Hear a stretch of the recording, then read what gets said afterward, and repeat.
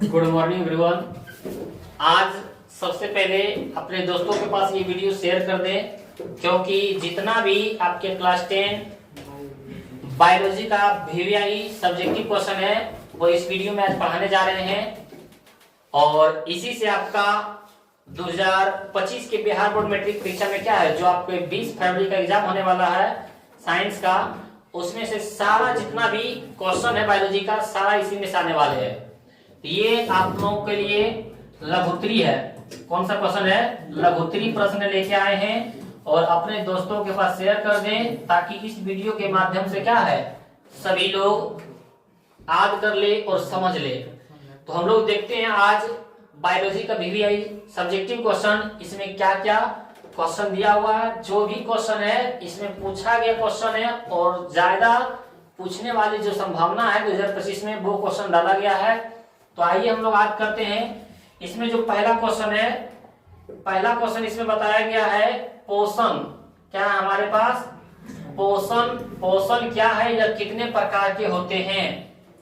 तब बोल रहा है कि जिस विधि के द्वारा पोषक तत्वों को ग्रहण कर उसका उपयोग करते हैं, यानी जिस चीज को हम लोग ग्रहण करते हैं और उसको ग्रहण करने के बाद उसका उपयोग भी करें, कार्य करने के लिए उसका उपयोग भी करें, उसे ही क्या कहते हैं? पोषण कहते हैं। उसे क्या कहते हैं? पोषण कहते हैं। तो बोल देगा पोषण किसे कहते हैं? तो जिस विधि के द्वारा पोषक तत्वों को ग्रहण कर उसका उपयोग करते हैं, उसके कार्यों में क्या है लगाते हैं, उसे ही क्या कहते हैं? पोषण कहते हैं। तो आप लोग भी जवाब दे दीजिएगा पोषण किसे कहते हैं। तो आप लोग बताइए कि जिस विधि के द्वारा पोषक तत्वों को ग्रहण किया जाता है, ग्रहण करके उसका उपयोग किया जाता है, उसे क्या कहते हैं? पोषण कहते हैं। और ये कितने प्रकार के होते हैं? तो यह 2 प्रकार के होते हैं। पहला में बोल रहा है स्व पोषण और दूसरा में क्या बोल रहा है? पर पोषण। पहला में स्व पोषण और दूसरा में पर पोषण। तो ये लो आप लोग समझ गए होंगे कि पोषण किसे कहते हैं। तो जिस विधि के द्वारा पोषक तत्वों को ग्रहण कर उसका उपयोग करते हैं उसे पोषण कहते हैं। यह कितने प्रकार के होते हैं? 2 प्रकार के। पहला में स्व पोषण, दूसरा में। उसके बाद फिर अगला क्वेश्चन है स्व पोषण और पर पोषण में अंतर लिखें। स्व पोषण और पर पोषण में अंतर लिखें। स्व पोषण में बताया गया ऐसे जीव जो अपने भोजन के लिए अन्य जीवों पर निर्भर ना रहकर अपना भोजन स्वयं संश्लेषित करते हैं, उसे स्वपोषी कहते हैं। जैसे पेड़ पौधे शैवाल। स्वपोषी किसको कहते हैं? जो जीव अपने पर डायरेक्ट निर्भर रहते हैं, दूसरे पर निर्भर नहीं रहते हैं, उसको हम लोग क्या बोलते हैं? स्वपोषी। स्वपोषी यानी स्वयं मतलब अपना पोषण ग्रहण करते हैं, दूसरे पर निर्भर ना रहकर स्वयं से अपने से पोषण का उपयोग करते हैं, संश्लेषित करते हैं, उसे क्या कहते हैं? स्वपोषण। तो वही बोला गया ऐसे जीव जो अपने भोजन के लिए अन्य जीवों पर निर्भर ना रहकर स्वयं अपना भोजन संश्लेषित करते हैं। स्वपोषण क्या बोलेंगे? वैसा जीव जो अपना भोजन दूसरे जीवों से प्राप्त ना करके, दूसरे पर निर्भर ना रहकर अपना भोजन स्वयं संश्लेषित करता है, अपना भोजन स्वयं प्राप्त करता है, उसे क्या कहते हैं? स्वपोषी कहते हैं। जैसे क्या हो गया? पेड़ पौधे और शैवाल। पेड़ पौधे और शैवाल ये सब क्या बोलेगा? तो स्वपोषी है। और परपोषी किसको बोलेंगे? वैसा जीव जो अपना भोजन स्वयं ना बनाकर किसी न किसी रूप में अन्य जीवों पर निर्भर रहते हैं, वो बोलते हैं परजीवी कहलाते हैं। जैसे मनुष्य क्या है? अपना भोजन स्वयं ना बनाकर किसी न किसी रूप में दूसरे जीवों पर निर्भर रहता है, उसे क्या कहते हैं? परजीवी कहते हैं। परजीवी यानी जो दूसरे जीव पर निर्भर करता है। परजीवी किसको बोलेंगे? जो जीव अपना भोजन स्वयं न बनाकर दूसरे जीवों पर क्या करता है? निर्भर रहता है, उसे क्या कहते हैं? परजीवी कहते हैं। तो ये स्व पोषण और पर पोषण आप लोग क्या है समझ गए होंगे। स्व पोषण किसे कहते हैं? वे जीव जो अपना भोजन किसी दूसरे पर क्या है ना निर्भर रहकर अपना स्वयं क्या भोजन संश्लेषित करता है, उसे क्या कहते हैं? स्व पोषण। और पर पोषण तो वैसा जीव जो अपना भोजन स्वयं ना बनाकर किसी न किसी रूप में किसी दूसरे जीव पर क्या है? निर्भर रहते हैं, उसे क्या कहते हैं? पर पोषण कहते हैं, परपोषी कहते हैं। जैसे क्या हो गया? मनुष्य। ये समझ गए होंगे। तो हम लोग कहते हैं अगला क्वेश्चन, प्रकाश संश्लेषण किसे कहते हैं? क्या हमारे पास क्वेश्चन? प्रकाश संश्लेषण किसे कहते हैं? क्या क्वेश्चन हमारे पास, प्रकाश संश्लेषण किसे कहते हैं, इसके लिए एक समीकरण है। तो बोला पेड़ पौधों के द्वारा सूर्य से सूर्य के प्रकाश, वायुमंडल से कार्बन डाइऑक्साइड और मिट्टी से जल और खनिज लवण लेकर क्लोरोफिल की उपस्थिति में भोजन बनाने की क्रिया को प्रकाश संश्लेषण कहते हैं। नहीं समझे, कोई दिक्कत नहीं है। हम लोग बोलेंगे पहले प्रकाश संश्लेषण क्रिया के लिए किन किन कच्चे पदार्थों की आवश्यकता आती है। पहला में सूर्य का प्रकाश, पहला में क्या बोलेंगे, सूर्य का प्रकाश। दूसरा में हम लोग बोलेंगे कार्बन डाइऑक्साइड, दूसरा में क्या बोलेंगे, कार्बन डाइऑक्साइड। तीसरा में जल और खनिज लवण, जल और खनिज लवण। चौथा में क्लोरोफिल। हम लोग के साथ प्रकाश संश्लेषण क्रिया के लिए 4 पदार्थ की जरूरत होती है। हाँ, पहला में हम लोग क्या बोलेंगे, पहला में हम लोग बोलेंगे सूर्य का प्रकाश, सूर्य का प्रकाश। आप बताएं सूर्य का प्रकाश आता कहां से है, सूर्य से। पहला में हम लोग बोलेंगे सूर्य का प्रकाश, सूर्य का प्रकाश आता कहां से है, सूर्य से। दूसरा में हम लोग क्या बोलेंगे, कार्बन डाइऑक्साइड, कार्बन डाइऑक्साइड कहां से आता है, वायुमंडल से, या तो वातावरण से भी बोल सकते हैं। और तीसरा में हम लोग क्या बोलेंगे, जल और खनिज लवण। जल और खनिज लवण कहां से आता है, मिट्टी से। कहां से आता है, मिट्टी से। और चौथा में कि क्लोरोफिल कहां होता है, तो पेड़ पौधों में क्लोरोफिल पाया जाता है। इस सब की उपस्थिति में जो भोजन बनाया जाता है उसे क्या कहते हैं, प्रकाश संश्लेषण। यहाँ पे आइए देखिए, फिर से पढ़ते हैं हम लोग, फिर में बताएंगे पेड़ पौधों के द्वारा, किसके द्वारा, पेड़ पौधों के द्वारा सूर्य से सूर्य के प्रकाश, सूर्य से सूर्य के प्रकाश, अब वायुमंडल से कार्बन डाइऑक्साइड, वायुमंडल से कार्बन डाइऑक्साइड और मिट्टी से जल और खनिज लवण लेकर, मिट्टी से जल और खनिज लवण लेकर क्लोरोफिल की उपस्थिति में भोजन बनाने की क्रिया को क्या कहते हैं, प्रकाश संश्लेषण कहते हैं। तो सर इसका जवाब दे देंगे कि सूर्य से सूर्य का प्रकाश लेंगे, वायुमंडल से कार्बन डाइऑक्साइड लेंगे, मिट्टी से जल और खनिज लवण लेंगे और क्लोरोफिल की उपस्थिति में भोजन बना देंगे, यही बोलेंगे। आओ कभी कभी क्वेश्चन पूछ देगा प्रकाश संश्लेषण के लिए किन कच्चे पदार्थों, किन किन कच्चे पदार्थों की आवश्यकता आती है। तो सूर्य का प्रकाश, कार्बन डाइऑक्साइड, जल और खनिज लवण और क्लोरोफिल। तो सूर्य से सूर्य का प्रकाश हो रहा है, पेड़ पौधों के द्वारा सूर्य से सूर्य का प्रकाश, वायुमंडल से कार्बन डाइऑक्साइड, मिट्टी से जल और खनिज लवण लेकर क्लोरोफिल की उपस्थिति में भोजन बनाने की क्रिया को ही प्रकाश संश्लेषण कहते हैं। समझा, कोई दिक्कत इसमें नहीं। सर इसका समीकरण थोड़ा याद कर लीजिएगा। 6CO2 क्या बोलेंगे, 6CO2 प्लस 12H2O, यानी 6 के दुगुना 12, 6CO2 प्लस 12H2O और एरो, ये क्या हमारा एरो, और सूर्य का प्रकाश बटे क्लोरोफिल, सूर्य का प्रकाश बटे क्लोरोफिल, C6H12O6, इसी को बोलते हैं ग्लूकोज। क्या बोलेंगे, C6H12O6 किसका सूत्र होता है, ग्लूकोज का। समझ में आ रहा है ना। अब चीनी का क्या होता है, NaCl, नमक का था, चीनी का C12H22 होएगा ये चीनी का, C12H22 होएगा, ये क्या होता है, चीनी का। और ग्लूकोज का C6H12O6, 6 12 फिर 6, ये ग्लूकोज का होता है। समझा है ना, सुक्रोज ग्लूकोज। अब फिर 6CO2 प्लस 6H2O, यानी हम लोग सूर्य के प्रकाश का समीकरण क्या बोलेंगे, 6CO2 plus 12H2O arrow C6H12O6 plus 6O2 plus 6H2O, ये है ना। ये हम लोग इसका समीकरण बता सकते हैं। तो ये भी क्या है, समझ गए होंगे। बढ़ते हैं आगे, देखते हैं प्रकाश संश्लेषण के लिए आवश्यक पदार्थों के नाम लिखें। देखिए आ गया, यही क्वेश्चन अभी पढ़ा रहे थे ना, प्रकाश संश्लेषण के लिए आवश्यक पदार्थ क्या है। तो प्रकाश संश्लेषण के लिए आवश्यक शर्त निम्न है, प्रकाश संश्लेषण के लिए आवश्यक शर्त निम्न है। पहला में कार्बन क्लोरोफिल, या तो पहला में हम लोग बोल सकते हैं सूर्य का प्रकाश, दूसरा में बोल सकते हैं कार्बन डाइऑक्साइड, तीसरा में जल और खनिज लवण, चौथा में क्लोरोफिल।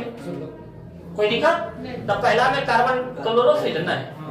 अच्छा ये क्लोरोफिल है और कार्बन डाइऑक्साइड यहां से होना चाहिए, कार्बन डाइऑक्साइड, जल और खनिज लवण, चौथा में सूर्य का। ऐसे भी हम लोग शुरू में क्या याद किए थे, सूर्य का प्रकाश, दूसरा में याद किए थे हम लोग कार्बन डाइऑक्साइड, तीसरा में याद किए थे जल और खनिज लवण, चौथा में याद किए थे क्लोरोफिल। बोल देंगे एक क्वेश्चन में देखिए दूसरा क्वेश्चन आ गया हमें। इसी तरह क्या है, सारा क्वेश्चन हम लोग का क्या है, इसमें बहुत ही सरल भाषा में आसान आसान से दिया गया है। अगला क्वेश्चन देखते हैं, सजीव के मुख्य 4 लक्षण। कैसे आप प्रमाणित कीजिएगा हम सजीव है, कैसे आप प्रमाणित कीजिएगा हम सजीव है। तो सजीव होने के लिए पहले गति होना चाहिए, जिसमें गति हो, जिसमें 4 चलन हो। यानी मान लेते हैं कि ये बोर्ड है, 6 महीना से यहीं पे रखा हुआ, इसमें गति है, यानी निर्जीव है।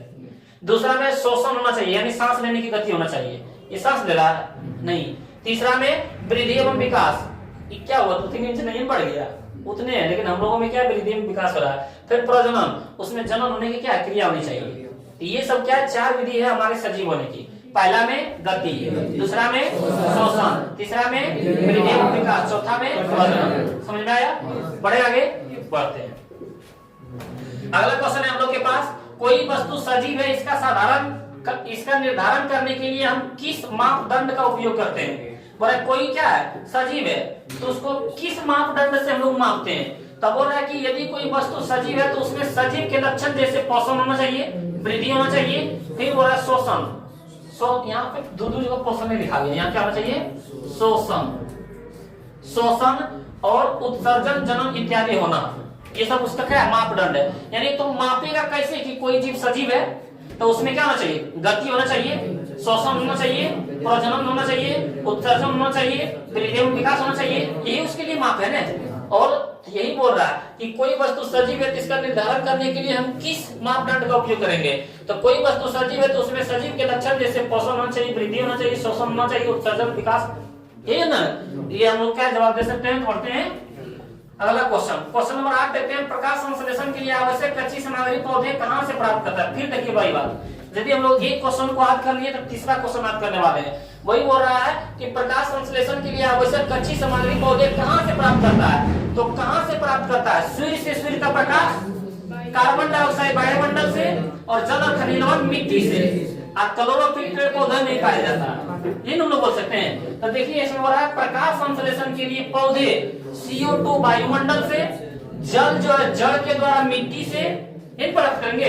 जल जो है पेड़ पौधे कहां से, जड़ के द्वारा मिट्टी से, और तथा प्रकाश को सूर्य से प्राप्त करते हैं। अब पौधे के पत्तियों में क्लोरोफिल विद्यमान रहता है, समझा। यहाँ पे क्वेश्चन जिस अनुसार रहेगा उस अनुसार हम लोग जवाब दे देंगे। प्रकाश संश्लेषण के लिए आवश्यक कच्ची सामग्री पौधे कहां से प्राप्त करते हैं। तब पौधे कार्बन डाइऑक्साइड वायुमंडल से, सूर्य का प्रकाश सूर्य से, जल के द्वारा मिट्टी से, और क्लोरोफिल पेड़ पौधों में विद्यमान रहता है। दे सकते हैं हम बढ़ते हैं अगले क्वेश्चन की ओर। अगला क्वेश्चन हम लोग के पास, प्रकाश संश्लेषण के लिए आवश्यक कच्ची सामग्री पौधे, फिर से वही क्वेश्चन आ गया, दोबारा क्वेश्चन रिपीट हो गया। क्वेश्चन नंबर 10 देखते हैं, मनुष्य में कितने प्रकार के दांत होते हैं। मनुष्य में कितने प्रकार के दांत होते हैं। तब बोला मनुष्य में 4 प्रकार के दांत होते हैं, कतरनक, भेदक, अर्धचवर्णक और चवर्णक। आगे वाला जो दांत है, जैसे हम लोग रोटी खाते हैं आगे से काट लेते हैं, है ना, तो बोलता है कतरनक, जो काटने वाला। तब बोलते हैं कतरनक का क्या है, तब काटने का काम है या तो कुतरने का काम है। और आगे बोला भेदक, जो हमारा दांत है इसके बगल में देखो एकदम धारदार है, इस तरह एक दांत होगा, उसको बोलता है भेदक। यानी जो हम लोग कुछ फाड़ने का काम करते हैं, जैसे हम लोग ईख खाते हैं तो फाड़ते हैं इसी से, भेदक से। आगे प्लस ना, यही भेदक से क्या करते हैं, फाड़ देते हैं हम लोग। या तो फिर बोलते हैं अग्रचवर्णक। अग्रचवर्णक क्या होता है, चिबाने का काम होता है। इसके जो नोक वाला दांत से जो अंदर है उसका क्या करते हैं हम लोग, चिबाने। चवर्णक यानी पीसने का काम, यही में जो लगता है आप लोगों में नहीं होगा, मेरा दांत दर्द कर रहा है, भाई यही है, यही चोट आ रहा है मेरा। ये जब दांत आएगा ना तो क्या होगा, 2-2 महीना, 1 साल 2 साल तक लगभग दर्द करेगा, और आएगा ना, यही मेरा दांत अभी जो दर्द कर रहा है ना, अभी जो हम गोली खा के पड़ा रहे हैं, यही दांत है।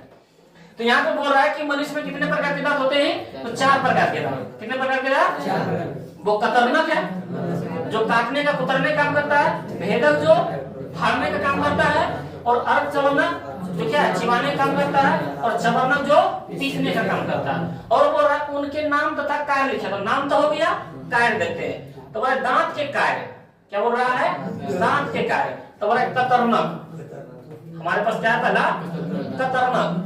तो दांत के कार्य में देखते हैं कतरनक, यह भोजन को कुतरने या काटने का कार्य करता है, पता है ना। अब भेदक में यह भोजन को चीरने तथा फाड़ने का कार्य करता है, नुकीला जो दांत होता है। और अर्धचवर्णक यह भोजन को चबाने का कार्य करता है ना। और फिर बोला चवर्णक यह भोजन को चबाने तथा पीसने का कार्य करता है। उसके बाद हम लोग का पेट में जाता है। यानी कभी कभी पार्टी चलते रहे धड़ाधड़, ठीक, लेकिन हम लोग को क्या है, भोजन इस तरह करना चाहिए। समझ आ रहा है ना, चबा के। आगे बोला जेब प्रक्रम किसे कहते हैं, क्या बोल रहा है, बोला जिन क्रियाओं के द्वारा जीवों की रक्षा होती है उसे जेब प्रक्रम कहते हैं। ये सब क्वेश्चन बहुत वीवीआई क्वेश्चन है। यदि आप लोग इसको पढ़ लेते हैं तो इसमें से क्या है, 4 क्वेश्चन पूछा जाता है। 4 क्वेश्चन आप लोगों को इस वीडियो से ज्यादा क्वेश्चन पूछने वाला नहीं है, इसी से आपको क्या है आने वाला है। तो देखते हैं हम लोग कि जेब प्रक्रम किसे कहते हैं, तो जिन क्रियाओं के द्वारा जीवों की रक्षा होती है उसे क्या कहते हैं, जेब प्रक्रम कहते हैं। जैसे पोषण, शोषण, परिवहन, उत्सर्जन, ये सब क्या है, जेब प्रक्रम है। तो वही बोला जिन क्रियाओं के द्वारा जीवों की रक्षा होती है उसे क्या कहते हैं, जेब प्रक्रम कहते हैं। इसके अगला क्वेश्चन है प्रकाश संश्लेषण क्रिया के लिए किन किन कच्चे पदार्थों की आवश्यकता होती है, वही तो फिर से लिखा गया। तो प्रकाश संश्लेषण क्रिया के लिए निम्न कच्चे पदार्थों की आवश्यकता होती है। 1 नंबर में क्या बोलेंगे, सूर्य का प्रकाश, 2 नंबर में कार्बन डाइऑक्साइड, 3 नंबर में जल और खनिज लवण, 4 नंबर में क्या है, एक बार हम लोग आज किए लगभग 3-4 क्वेश्चन ऐसे ही याद हो गया। बढ़ते हैं आगे, अगला क्वेश्चन देखते हैं, जीवों के लिए पोषण क्यों अनिवार्य है। पोषण किसे कहते हैं, ताकि बोले थे जिस विधि के द्वारा पोषक तत्वों को ग्रहण कर उसका उपयोग करते हैं उसे पोषण कहते हैं। और जीवों के लिए पोषण क्यों अनिवार्य है, तो उसका उपयोग करते हैं किसके रूप में, ऊर्जा के रूप, ताकि प्राप्त हो इन लोग। तो वही बोल रहा है उत्तकों की प्राप्ति के लिए, ताकि हमारा शरीर में जो भी उत्तक नहीं है, जो भी हमारे शरीर में कमी है उसकी पूर्ति हो जाए। तो हम लोग पहले भी क्या बोलेंगे, उत्तकों की प्राप्ति के, सॉरी यहाँ पे ऊर्जा की होगा, क्या होगा, ऊर्जा के प्राप्ति के लिए, ताकि पोषण हम लोग करें, भोजन करें, उससे क्या प्राप्त हो, ऊर्जा प्राप्त हो। क्या प्राप्त हो, ऊर्जा। और दूसरा में उत्तकों की टूट फूट की मरम्मति के लिए, हमारा शरीर देखते हैं कि टूट जाता है या तो कमजोर हो जाते हैं, हम लोग बीमार गिर जाते हैं, तब बोलता है डॉक्टर जी क्या कि अच्छे भोजन कीजिए, पोषण क्या उसे अच्छा विटामिन मिलेगा। तो वही बोल रहा है कि पहला में पोषण क्यों करते हैं, तो ऊर्जा की प्राप्ति के लिए। दूसरा में किस लिए, तो उत्तकों की टूट फूट की मरम्मति के लिए, ताकि हमारा शरीर में कोई डैमेज है, हमारा कोई उत्तक है जो हमारा टूट गया है या तो कोई अंदर में घाव है, तो हम लोग बीमार है, तो उससे क्या है, राहत मिल सके। और तीसरा में शरीर के वृद्धि एवं विकास के लिए, ताकि हम लोग बचपन में जब रहते थे तो मम्मी क्या बोलते थे, कौन बेटा पाओ जल्दी लंबा होगा, ताकत आएगा। तो वही बोल रहा है शरीर की वृद्धि एवं विकास के लिए किसका उपयोग करते हैं, पोषक तत्वों की। और फिर बोल रहा है शरीर में रोग प्रतिरोधी क्षमता बढ़ाने के लिए, ताकि हम लोग शुद्ध भोजन करेंगे तो ऊर्जा मिलेगा, ऊर्जा मिलेगा तो हम लोगों में क्या है, रोग नहीं आएगा, और रोग नहीं आएगा तो हम लोग स्वस्थ रहेंगे। तो हम लोग पहला में बोलेंगे कि जीवों के लिए पोषण क्यों अनिवार्य है, तो पहला में हम लोग बोलेंगे ऊर्जा के प्राप्ति के लिए, दूसरा में उत्तकों की टूट फूट की मरम्मति के लिए, तीसरा में हम लोग बोलेंगे शरीर की वृद्धि एवं विकास के लिए, ताकि हमारा शरीर वृद्धि एवं विकास हो, और चौथा में बोलेंगे रोग विरोधी क्षमता बढ़ाने के लिए, रोग विरोधी क्षमता बढ़ाने के लिए। ये 4 हम लोग आंसर बता देंगे। तो बढ़ते हैं अगला क्वेश्चन की ओर। हमारे आमाशय में अम्ल की भूमिका, हमारे आमाशय में अम्ल की क्या भूमिका हो सकती है। अम्ल क्या है, अम्ल स्वाद में खट्टा होता है। हमारे बोला आमाशय की दीवार से हाइड्रोक्लोरिक अम्ल स्रावित होता है। बोल देगा हाइड्रोक्लोरिक अम्ल कहाँ से स्रावित होता है, आमाशय की दीवार से। कहाँ से स्रावित होता है, आमाशय की दीवार से, जो भोजन को अम्लीय बना देता है, जो भोजन को क्या बना देता है, अम्लीय बना देता है, जिसकी निम्न भूमिका है। तो बोल देगा हमारे आमाशय में अम्ल की क्या भूमिका है, हम लोग बोलेंगे आमाशय की दीवार से हाइड्रोक्लोरिक अम्ल स्रावित होता है, जो भोजन को क्या कर देता है, अम्लीय बना देता है। इसकी निम्न भूमिका है, यह भोजन में उपस्थित हानिकारक जीवाणुओं को नष्ट कर देता है। जैसे हम लोग भोजन खाते हैं तो हम लोगों के साथ क्या, उसके साथ बहुत से हानिकारक जीव जंतु, छोटे छोटे जो जीव जंतु है उसके साथ चले जाते हैं, लेकिन वो आमाशय में जाके पहुंचता है तो कौन मारता है, यही हमारे आमाशय की दीवार से जो हाइड्रोक्लोरिक अम्ल स्रावित होता है, वही ये आमाशय हम लोग का रक्षा करता है। और दूसरा बड़ा भोजन को शीघ्रता पचाने से बचाता है। हम लोग इसको क्या बोलेंगे, हमारे आमाशय में अम्ल की क्या भूमिका है, तो आमाशय की दीवार से हाइड्रोक्लोरिक अम्ल स्रावित होता है, आमाशय की दीवार से हाइड्रोक्लोरिक अम्ल स्रावित होता है, जो भोजन को क्या करता है, अम्लीय बना देता है, जिसकी निम्न भूमिका है। पहले में हम लोग क्या बोलेंगे कि यह भोजन को यह भोजन में उपस्थित हानिकारक जीवाणु को क्या कर देता है, नष्ट कर देता है। और दूसरा हम लोग बोलेंगे यह भोजन को शीघ्रता पचाने से बचाता है। तो अब देखते हैं वो क्वेश्चन नंबर 15, भोजन के पाचन से आप क्या समझते हैं? भोजन के पाचन से आप तो जटिल कार्बनिक भोज्य पदार्थ को हम लोग भोजन खाते हैं, क्या है, जटिल रहता है, ठोस रहता है ज्यादा, और उसको क्या है, उसको सरल कार्बनिक में बदल देता है। जब हम लोग भोजन का पचता है पेट में, तो वही बोला किन के माध्यमों में, विभिन्न एंजाइमों के माध्यमों में, विभिन्न एंजाइमों के द्वारा जो हम लोग का भोजन रहता है तो वो कैसा रहता है, जटिल। कैसा रहता है, जटिल। इसको किस में बदल देता है, सरल में। लेकिन किसके द्वारा, विभिन्न एंजाइमों के द्वारा, विभिन्न एंजाइमों के द्वारा। तो वही बोलेंगे जब जटिल कार्बनिक भोज्य पदार्थ को विभिन्न एंजाइमों के द्वारा सरल कार्बनिक यौगिकों में तोड़ने की क्रिया को क्या कहते हैं, पाचन कहते हैं। हम लोग होते हैं खाना हम लोग खाते हैं लेकिन पच जाता है हम लोग को, तो वही उसको क्या कहते हैं, पाचन। तो वही बोला जटिल कार्बनिक भोज्य पदार्थ को विभिन्न एंजाइमों की उपस्थिति में, विभिन्न एंजाइमों की उपस्थिति में कार्बनिक यौगिक में टूटने की क्रिया को, विभिन्न एंजाइमों की उपस्थिति में सरल कार्बनिक यौगिकों में टूटने की क्रिया को क्या कहते हैं। तो आप लोग बता दीजिएगा ना पाचन किसे कहते हैं। तो जटिल कार्बनिक भोज्य पदार्थ को विभिन्न एंजाइमों की उपस्थिति में सरल कार्बनिक यौगिकों में टूटने की क्रिया को ही पाचन कहते हैं। समझ गए? बढ़ते हैं अगले क्वेश्चन की ओर। अगला क्वेश्चन हम लोग के पास, पित्त क्या है, मनुष्य के पाचन में इसका क्या महत्व है। सारा क्वेश्चन भी आई आपका, एक भी इसको नजरअंदाज मत कीजिएगा, सारा कर लीजिएगा। बोल रहा है पित्त क्या है, तो बोलेंगे हम लोग पित्त गाढ़े हरे रंग का क्या क्षारीय द्रव्य है। पित्त देखे हैं, जब बकरू काटते हैं ना उसमें पित्त निकलता है, तो वो क्या है, गाढ़े हरे रंग का क्या है, क्षारीय द्रव्य है, जिसका पीएच मान कितना होता है, 8.9। क्षारीय यानी क्षारीय का मान कितना होता है, 7 से अधिक बोले तो 8.9 होता है। बोलेगा पित्त क्या है, तो पित्त गाढ़े हरे रंग का क्षारीय द्रव्य है जिसका पीएच मान 8.9 होता है, जो यकृत से स्रावित होता है। बोल देगा पित्त कहाँ से स्रावित होता है, यकृत से। कहाँ से स्रावित होता है, यकृत से स्रावित होता है। और मनुष्य के पाचन की क्रिया में महत्व निम्न है। मनुष्य के पाचन में क्या है, महत्व निम्न है। यहाँ पे बोला पित्त अम्लीय कायम को समाप्त कर क्षारीय बना देता है। अम्लीय कायम को क्या है, क्षारीय बना देता है। हम लोग ज्यादा भोजन खा लेते हैं ना, तो कभी क्या हम लोग खट्टा ढका देते हैं, तो वो क्या करता है, वो किसका काम होता है, पित्त का। वो अम्लीय कायम को खत्म कर देता है, जो खट्टा ढका मारते हैं उसको खत्म करके क्षारीय बना देता है। ये किसका काम होता है, कब होता है, इतना खा लेने के बाद, जैसे भोज में। वही बोला पित्त अम्लीय कायम को समाप्त कर क्या बना देता है, क्षारीय बना देता है। अब भी बोला स्वाद वसा के पाचन में मदद करता है। बोलते वसा के पाचन में कौन मदद करता है, तो पित्त। वसा के पाचन में कौन मदद करता है, तो पित्त मदद करता है। याद रखना, इसको पचाने की क्षमता ज्यादा होता है। तो हम लोग क्या बोलेंगे कि पित्त जो है गाढ़े हरे रंग का क्षारीय द्रव्य है जिसका पीएच मान 8.9 होता है। ये कहाँ से स्रावित होता है, यकृत से स्रावित होता है। और बोल रहा है कि मनुष्य के पाचन की क्रिया में महत्व निम्न है। मनुष्य के पाचन की क्रिया में महत्व निम्न है। पहला में पित्त अम्लीय कायम को समाप्त करके क्षारीय बना देता है, और दूसरा में वसा के पाचन में क्या करता है, मदद करता है। ऑब्जेक्टिव में याद रखिएगा, वसा के पाचन में कौन मदद करता है, तो पित्त मदद करता है। अगला देखते हैं हम लोग क्वेश्चन, पाचन एंजाइमों का क्या कार्य है। पाचक एंजाइमों का क्या कार्य है। पाचक एंजाइम भोजन के विभिन्न पोषक तत्वों को जटिल रूप से सरल रूप में बदलकर घुलनशील बनाता है ताकि इसका आसानी से पाचन हो सके। इससे क्या है, आसानी से। तो पाचक एंजाइम बोलते हैं पाचन शक्ति खा लो पच जाएगा भोजन। ज्यादा खा लेने के बाद क्या हम लोग को पेट में पचता नहीं है, जिनके कारण क्या है हम लोग हजमोला खा लेते हैं। ये पाचक शक्ति का काम क्या है, जटिल कार्बनिक जो भोज्य पदार्थ है उसको सरल कार्बनिक में बदल देना। हम लोग को क्या था, जिसमें अनपच कब होता है जानता है, जैसे हम लोग कभी कभी भोजन पचता क्यों नहीं। रोज हम लोग मान लेते हैं खा लेते हैं 100 ग्राम, क्या ग्राम चावल, 100 ग्राम चावल खाते हैं। तो ये हमारा शरीर क्या करता है, हेलो खड़े हो,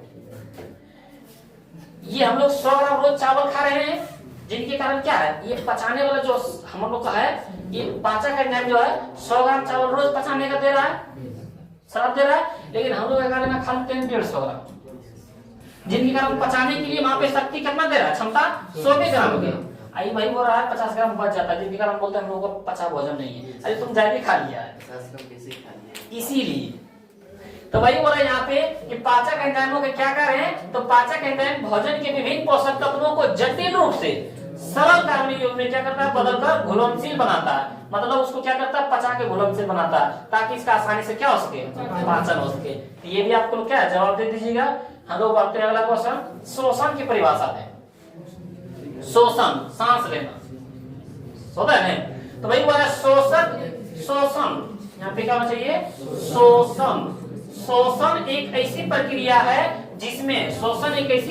है जिसमें वातावरण से ऑक्सीजन ग्रहण कर, यानी वायुमंडल से ऑक्सीजन को ग्रहण कर शरीर की कोशिकाओं में पहुंचाया जाता है, यानी फेफड़े में पहुंचाया जाता है। और बोला जहां ऑक्सीजन ग्लूकोज का ऑक्सीकरण कर देता है, जहां जो हम लोग के पास वातावरण से ऑक्सीजन लेके कहां तक पहुंचाते हैं, शरीर तक पहुंचाते हैं, यानी फेफड़े तक पहुंचाते हैं, तो वहां ऑक्सीजन जो है ग्लूकोज का क्या कर देता है, ऑक्सीकरण कर देता है, जिससे हम लोग को क्या प्राप्त होता है, CO2 H2 और ऊर्जा का निर्माण होता है। तो ये CO2 क्या करता है, और H2 भाप बन के और कार्बन डाइऑक्साइड बन के बाहर निकल जाता है, लेकिन ये जो ऊर्जा है हम लोग के शरीर में संचित हो जाता है। शोषण से भी ऊर्जा प्राप्त होता है। आप नाक बंद करके देखिए, पता चलेगा 1 मिनट के बाद कुछ और काम कर रहा है ऊपर। सांस लेने से भी क्या है, ऊर्जा प्राप्त होता है। तो हम लोग क्या बोलेंगे, शोषण की परिभाषा दें, ऐसा करना नहीं है, ऐसा नहीं सर बोल दिए, हम लोग करके देखेंगे। आगे बोल रहा है शोषण एक ऐसी प्रक्रिया है जिसमें वातावरण से ऑक्सीजन को ग्रहण कर शरीर के कोशिकाओं तक पहुंचाया जाता है, शरीर की कोशिकाओं तक पहुंचाया जाता है, जहां ऑक्सीजन क्या करता है, ग्लूकोज का ऑक्सीकरण कर देता है, जिससे क्या प्राप्त होता है, CO2 H2 और ऊर्जा का निर्माण होता है। ये भी समझ गए होंगे शोषण किसे कहते हैं। अगला क्वेश्चन देखते हैं इसका आगे। पर मछली, मच्छर, केचुआ और मनुष्य के मुख्य शोषण अंगों के नाम लिखे। यहाँ पे क्या होना चाहिए, शोषण अंगों के नाम लिखे। तो बड़ा मछली का क्या होता है, गिल्स। मछली का क्या होता है, जैसे हम लोग को सांस लेने का अंग क्या है, नाक ना, ये तो माध्यम है ना, लेकिन फेफड़ा। मनुष्य का क्या होता है, फेफड़ा। उसी तरह मछली का क्या होता है, गिल्स। उसी प्रकार मच्छर का क्या होता है, ट्रेकिया। उसी प्रकार मनुष्य का क्या होता है, फेफड़ा। और केचुआ का क्या होता है, त्वचा। किसानों के साथी दोस्त कौन है, केचुए है ना। तो यहाँ पे बोल देगा कि मछली का क्या है, शोषणांग गिल्स, मच्छर के ट्रेकिया, मनुष्य के फेफड़ा, केचुआ के त्वचा। ये आप लोग समझ गए होंगे। तो क्वेश्चन चलते हैं 20 नंबर। शोषण और दहन में अंतर बतावे। किसमें किसमें बोल रहा है, शोषण और दहन में अंतर समझिए। एक शोषण यानी सांस लेना, एक दहन यानी जो चीज वस्तु जलता है और उसमें प्रकाश पैदा करे, उसे ईंधन कहते हैं। इस क्रिया को पढ़ाए थे केमिस्ट्री में पढ़ाए थे। तो बोला शोषण, इसमें ऊर्जा का निर्माण धीरे धीरे होता है। सांस लेते हैं हम लोग, उसके बाद धीरे धीरे ऊर्जा का निर्माण होता है। लेकिन कोई चीज जलाओ, उसमें क्या ऊर्जा एक ही बार निर्माण हो जाएगा। ऊर्जा क्या है, एक ही बार। तो जो सांस लेते हैं उसमें ऊर्जा का निर्माण धीरे धीरे होता है, लेकिन जो हम लोग के लिए दहन होता है, इसमें ऊर्जा का निर्माण एक ही साथ होता है। तो हम लोग क्या बोलेंगे एक नंबर में, इसमें ऊर्जा का निर्माण धीरे धीरे होता है। किसमें, सांस में, क्योंकि सांस लेते हैं तब धीरे धीरे ऊर्जा निर्माण। लेकिन दहन में क्या है, इसमें ऊर्जा का निर्माण एक ही साथ होता है। दूसरा हम लोग इसमें उत्पन्न ऊर्जा को संचित किया जा सकता है। जैसे हम लोग सांस ले रहे हैं तो धीरे धीरे हमारे शरीर में ऊर्जा का निर्माण बन रहा है, संचित हो रहा है। लेकिन कोई चीज को जलाते हैं और जो ऊर्जा निर्माण होता है, उस ऊर्जा को पकड़ के रख सकते हैं, नहीं। तो वही बोल रहा है, इसमें उत्पन्न ऊर्जा को संचित किया जा सकता है, लेकिन इसमें उत्पन्न ऊर्जा को संचित नहीं किया जा सकता है।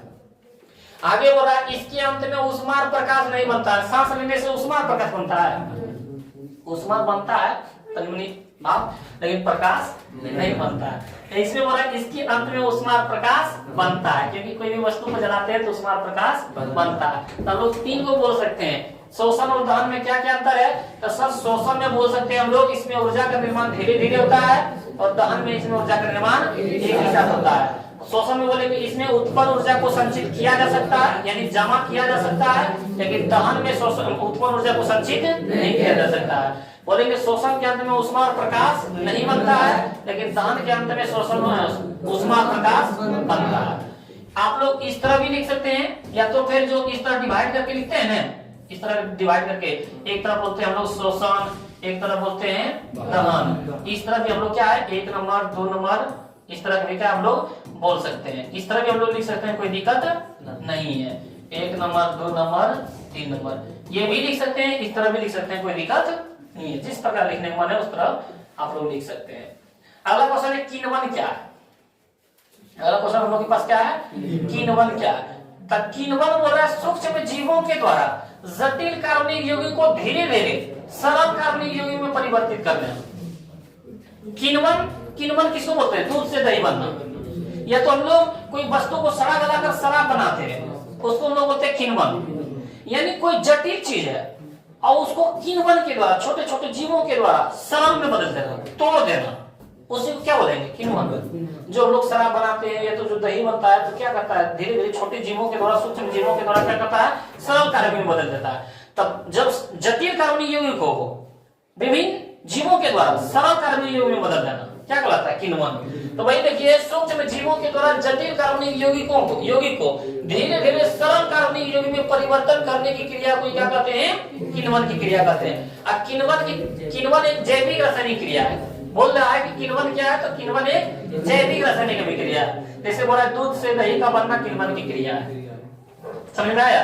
तो किन्वन की क्रिया क्या बोलेंगे, जटिल कार्बनिक यौगिकों को धीरे धीरे सरल कार्बनिक यौगिकों में परिवर्तन कर देना ही किन्वन की क्रिया कहलाती है। अब किन्वन की क्रिया क्या कहलाती है, और एक जैविक रासायनिक क्रिया है। दूध से दही बनना किसी क्रिया है, किन्वन की क्रिया है। तो बढ़ते हम लोग अगले क्वेश्चन ही समझ गए होंगे था।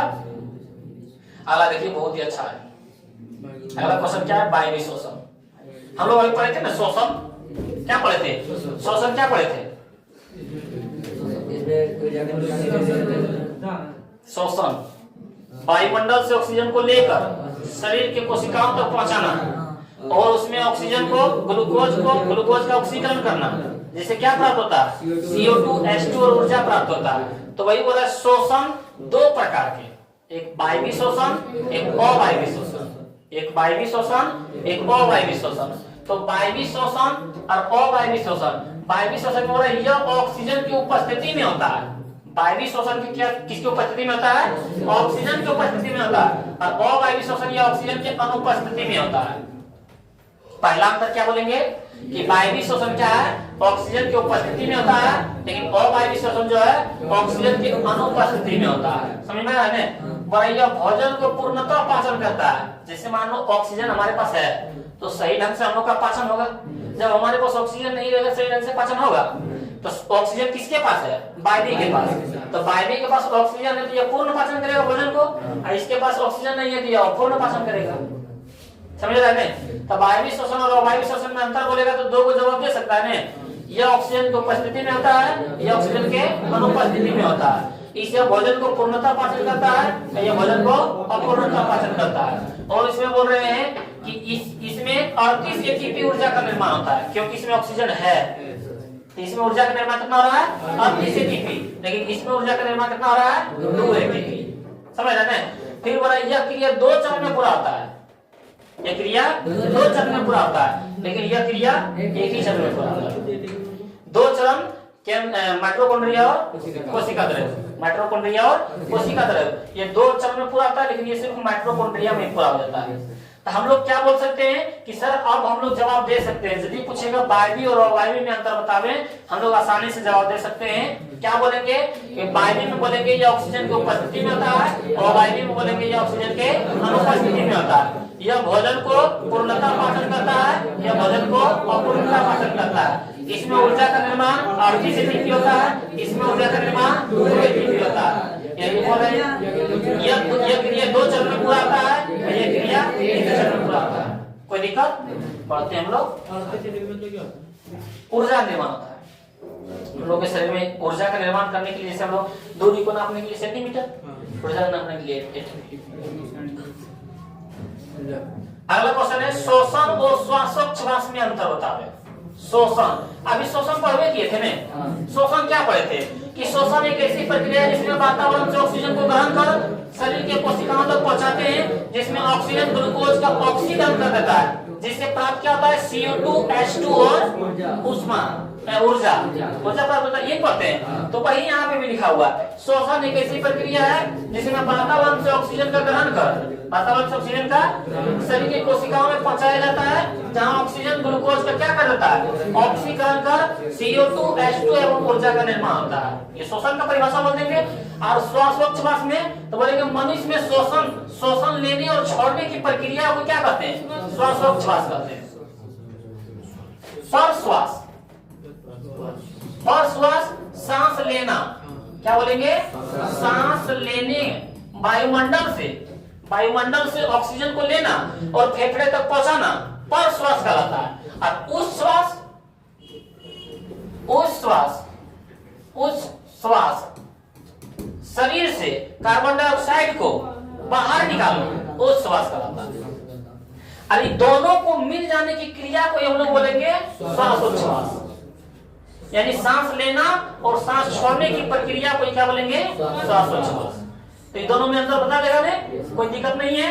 तो श्वसन और श्वासोच्छ्वास में तो श्वसन वह प्रक्रिया है जिससे वायुमंडल से ऑक्सीजन को लेकर शरीर के कोशिकाओं तक पहुंचाया जाता है, शरीर के कोशिकाओं तक पहुंचाया जाता है, जहां ऑक्सीजन क्या करता है, ग्लूकोज का ऑक्सीकरण कर देता है, जिससे H2 CO2 और ऊर्जा का निर्माण होता है। लेकिन श्वासोच्छ्वास में क्या बोलेंगे कि सांस लेने और छोड़ने की क्रिया को क्या बोलेंगे, श्वासोच्छ्वास कहते हैं। समझ गए होंगे। बढ़ते हैं अगला क्वेश्चन। 24 में क्या बोल रहा है, अत्यधिक व्यायाम के दौरान खिलाड़ियों के शरीर में क्रैम्प होने लगता है, क्यों? हम लोग यदि किसी दिन दौड़ करते हैं, धावक जो होता है ये तो जो ज्यादा दौड़ता है, तो जो ज्यादा काम करता है, अत्यधिक व्यायाम कर लेने के बाद, अत्यधिक ज्यादा मतलब काम करने के बाद, ये तो अत्यधिक दौड़ लेने के बाद क्या उसके शरीर थकावट, ये तो क्रैम्प यानी दर्द महसूस होने लगता है, क्यों? तो हम लोग क्या बोलेंगे, अत्यधिक दौड़ने के कारण ऊर्जा और शोषण की अधिक जरूरत होने लगता है। हम लोग यदि दौड़ने लगते हैं तो क्या हाँफने लगते हैं, जिनके कारण सांस क्या है, नाक से पूर्ति ना होकर के हम लोग मुंह से लेते हैं, जिनके कारण हम लोगों के शरीर में ऑक्सीजन और ऊर्जा यानी पानी की कमी होने लगता है, जिसके कारण क्या है, लैक्टिक अम्ल प्राप्त होने लगता है, लैक्टिक अम्ल बदल जाता है, जिसके कारण हमारे शरीर में क्या है, क्रैम्प महसूस होने लगता है। तो वही यहाँ पे बोल रहा है, अत्यधिक व्यायाम के दौरान खिलाड़ी के शरीर में ऑक्सीजन तथा पानी की कमी होने लगता है, अभाव हो जाता है, जिससे पायरुवेट का विघटन लैक्टिक अम्ल में हो जाता है।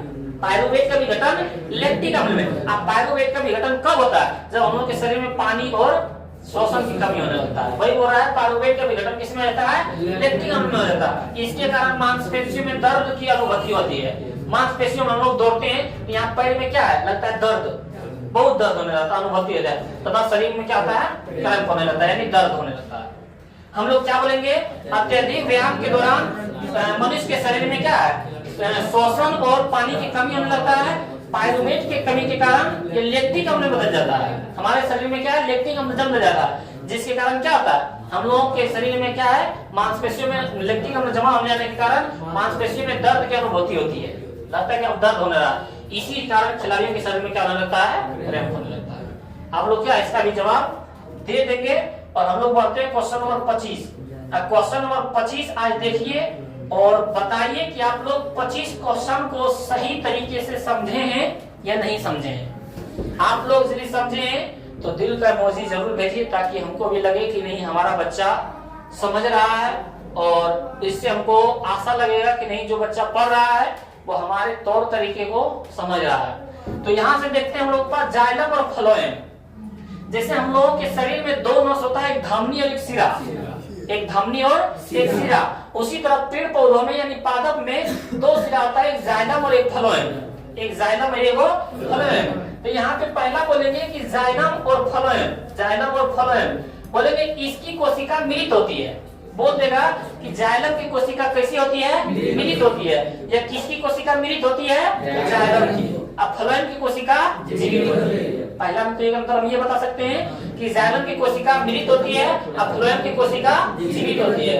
और जाइलम, जो से जाइलम तो जो से जल और खनिज लवण का संबंध करता है।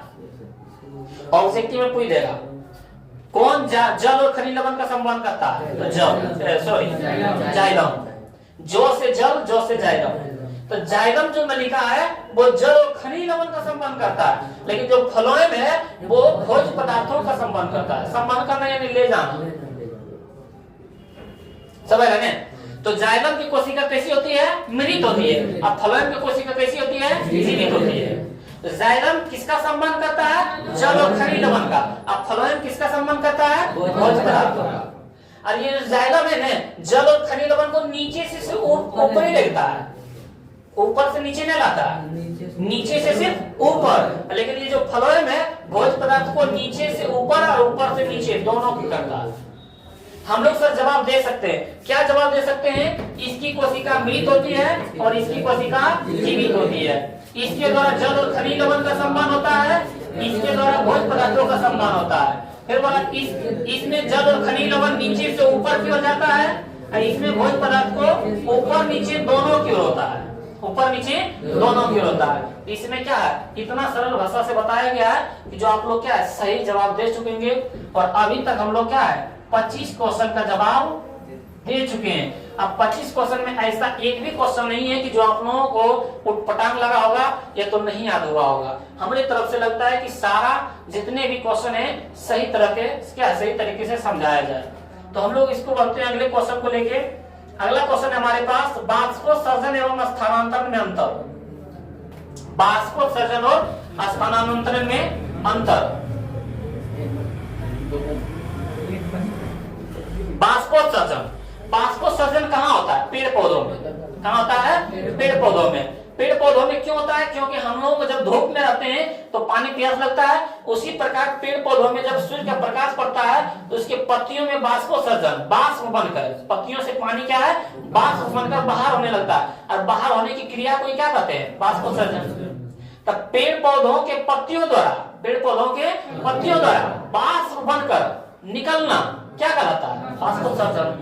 तो यहाँ पे देखते हैं पेड़ पौधों में अतिरिक्त जलरंध्र के द्वारा, पेड़ पौधों में अतिरिक्त जलरंध्र के द्वारा बाष्प बनकर बाहर निकलने की क्रिया को, बाहर निकलने की क्रिया को क्या कहते हैं? बाष्पोत्सर्जन कहते हैं। और बाष्पोत्सर्जन क्रिया क्या है? बोलेंगे पेड़ पौधों से जो बाष्प बनकर पानी निकलता है उसी को क्या बोलते हैं? बाष्पोत्सर्जन क्रिया कहते हैं। और स्थानांतरण किसे कहते हैं? पौधे के एक भाग से दूसरे भाग में खाद्य पदार्थों का, पौधों के एक भाग से दूसरे भाग में खाद्य पदार्थों का जली घोल के आने जाने की खाद्य पदार्थों का साधारण खाद्य पदार्थों को क्या कहलाता है? स्थानांतरण। स्थानांतरण यानी एक जगह से दूसरे जगह जाना, एक जगह से दूसरे जगह जाना ही क्या कहलाता है? स्थानांतरण कहलाता है। तो वही बोला पौधे के एक भाग से दूसरे भाग को, एक भाग से दूसरे भाग तक खाद्य पदार्थों के जली घोल, खाद्य पदार्थों का जली घोल के आने जाने के खाद्य पदार्थों को ही क्या कहते हैं? स्थानांतरण कहते हैं। तो आप लोग ये दोनों समझ गए होंगे,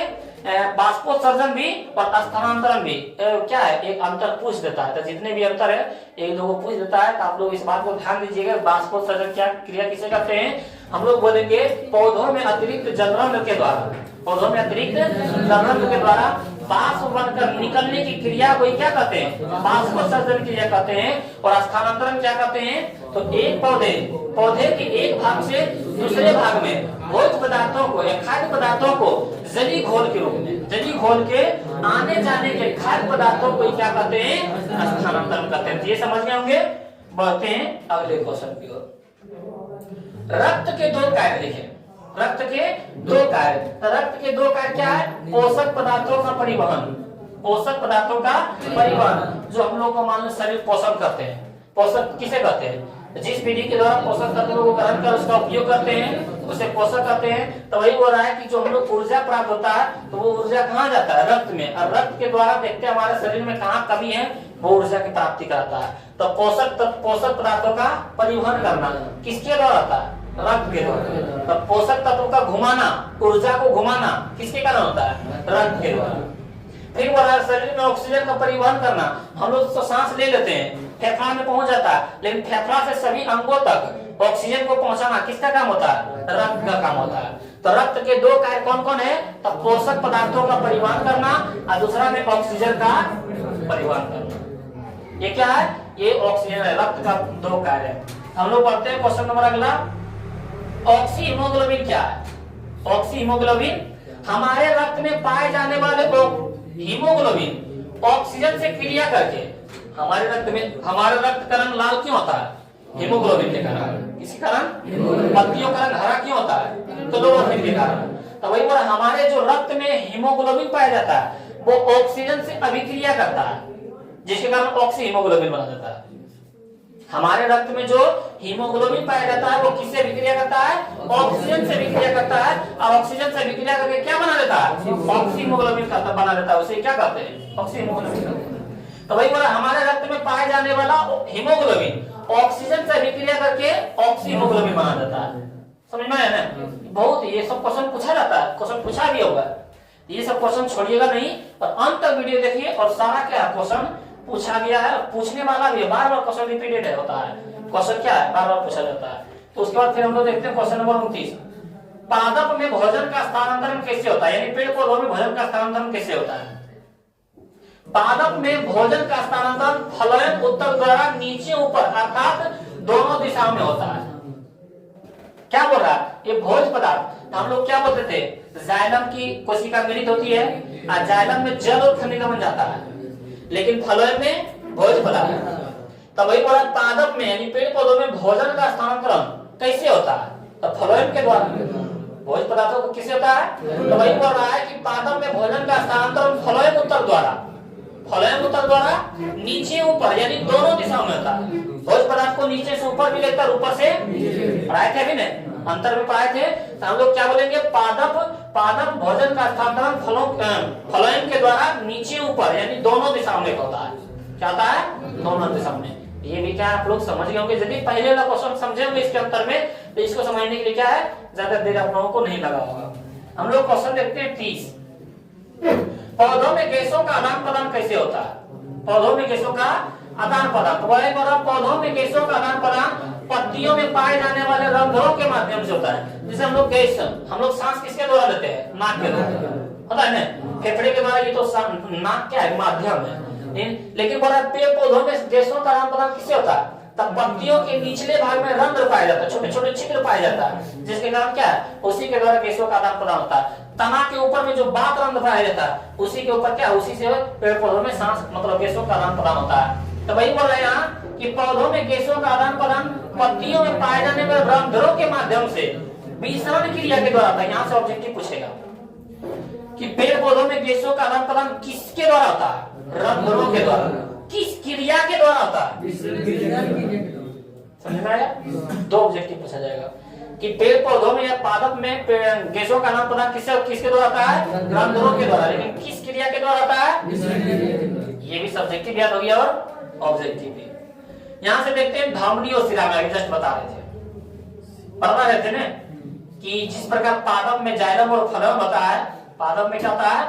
जाइलम और फ्लोएम होता है, उसी प्रकार हमारे शरीर में भी क्या होता है? धमनी और शिरा होता है। धमनी और तो धमनी शुद्ध रक्त का परिवहन करता है, लेकिन शिरा अशुद्ध रक्त का। बोल देगा कि धमनी और शिरा में अंतर बतावे तो हम लोग क्या बोलेंगे कि धमनी शुद्ध रक्त का प्रवाह करता है। वो ऑब्जेक्टिव में पूछ देगा, शुद्ध रक्त का प्रवाह कौन करता है? धमनी। और शुद्ध रक्त का प्रवाह कौन करता है? शिरा। लेकिन अभी कंफ्यूज हो जाइएगा, अभी आप लोग क्या बोले? शुद्ध रक्त का प्रवाह कौन करता है? धमनी, और अशुद्ध रक्त का शिरा। ये पढ़े। लेकिन दूसरा नंबर में देखिए, दूसरा नंबर में फुफ्फुस धमनी अशुद्ध रक्त का। धमनी जो है शुद्ध, लेकिन फुफ्फुस धमनी जो है, फुफ्फुस धमनी अशुद्ध रक्त का। जो शिरा था वो अशुद्ध का कर रहा था, लेकिन फुफ्फुस शिरा शुद्ध का।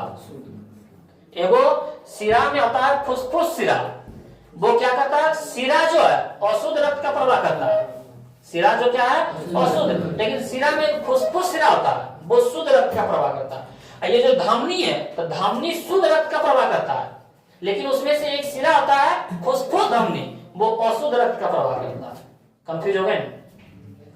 ध्यान देना, हम लोग एक ही बात याद रखेंगे कि धमनी और शिरा में अंतर बतावे। तो धमनी शुद्ध रक्त का प्रवाह करता है और शिरा अशुद्ध रक्त का। इसका उल्टा बोलेंगे कि जो शुद्ध रक्त का प्रवाह कर रहा था तो फुफ्फुस धमनी अशुद्ध का करेगा, और जो अशुद्ध रक्त का प्रवाह कर रहा था वो फुफ्फुस शिरा शुद्ध रक्त का प्रवाह करेगा।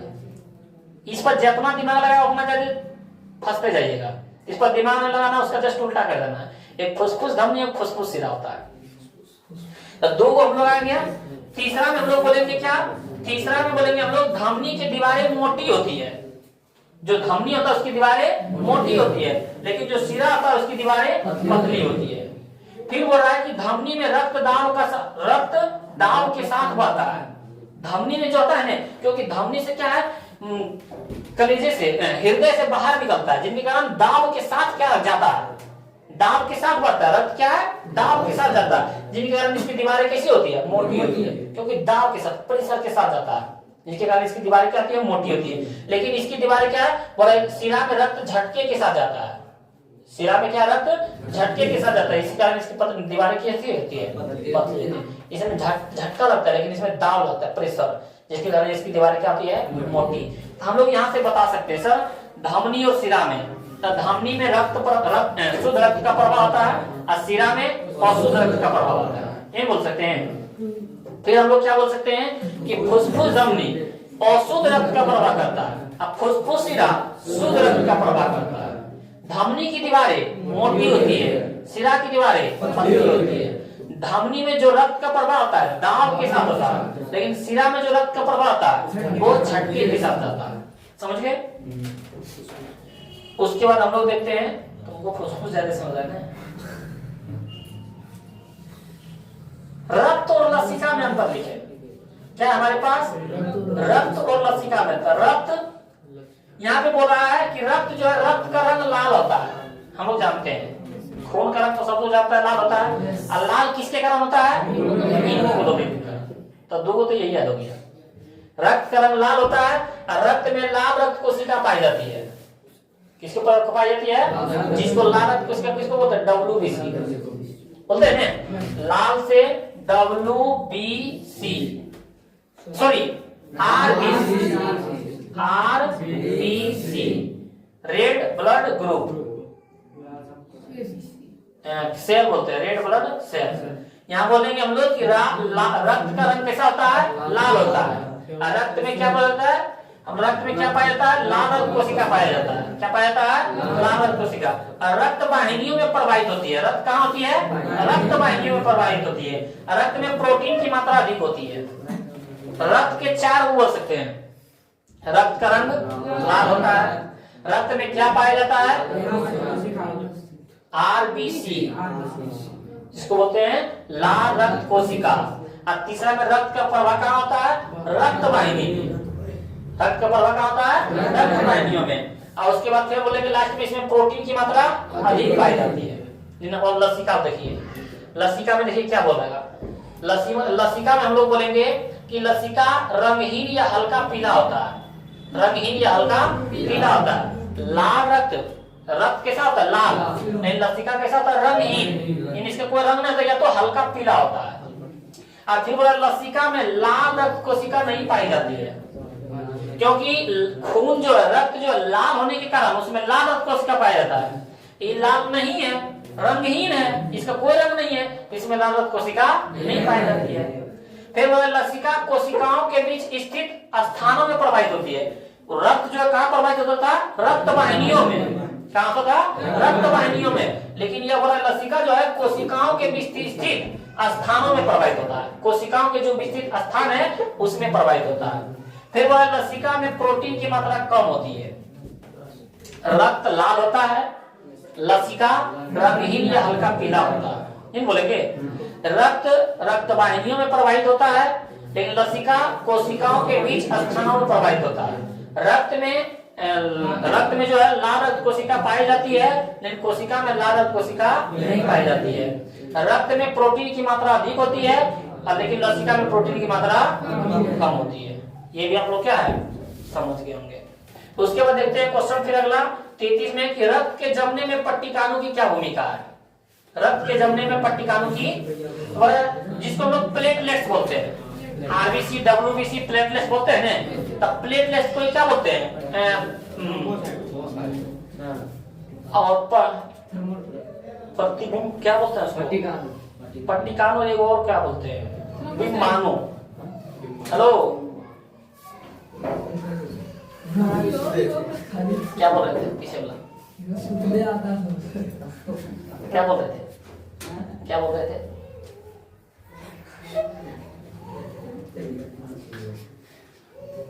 तुम लोग एग्जाम देने के लिए आए, मैं इंपोर्टेंट क्वेश्चन समझा रहे हैं, तुम सो रहा है। यही एग्जाम में लिखेगा। रक्त के जमने में पट्टिकानों की क्या भूमिका है? तो रक्त के जमने में पट्टिकानों की अहम भूमिका होती है। इसमें थ्रोम्बोप्लास्टिन क्या होता है? थ्रोम्बोप्लास्टिन नामक प्रोटीन पाया जाता है। किसमें? पट्टिकानों में। पट्टिकानों में क्या पाया जाता है? थ्रोम्बोप्लास्टिन। थ्रोम्बोप्लास्टिन पाया जाता है जो रक्त के प्लाज्मा में पाए जाने वाले प्रोथ्रोम्बिन को, रक्त के प्लाज्मा में पाए जाने वाले प्रोथ्रोम्बिन को थ्रोम्बिन में बदल देता है। हमारे पास रक्त पट्टिकानों में क्या पाया जाता है? थ्रोम्बिन प्लास्टिन पाया जाता है। क्या पाया जाता है? थ्रोम्बिन प्लास्टिन पाया जाता है। और जो रक्त के प्लाज्मा में प्रोथ्रोम्बिन होता है तो उसको थ्रोम्बिन में बदल देता है, जिनके कारण हम लोग के बाद कहीं कोई अंग कटने के बाद क्या है, वहां पे खून आकर जम जाता है, ताकि हम लोग का रक्त का प्रवाह ज्यादा ना हो। ये नहीं कि पूरे हाथ काट लेना, सर कहाँ जम रहा है, ऐसा नहीं करना।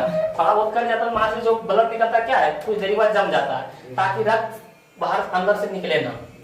तो वही वो रक्त की जमने में पट्टिकानों की अहम भूमिका होती है। इसमें क्या पाया जाता है? थ्रोम्बोप्लास्टिन पाया जाता है, और थ्रोम्बोप्लास्टिन नामक प्रोटीन पाया जाता है जो रक्त के प्लाज्मा में पाए जाने वाले प्रोथ्रोम्बिन को थ्रोम्बिन में बदल देता है। प्रोथ्रोम्बिन को किसमें बदल देता है?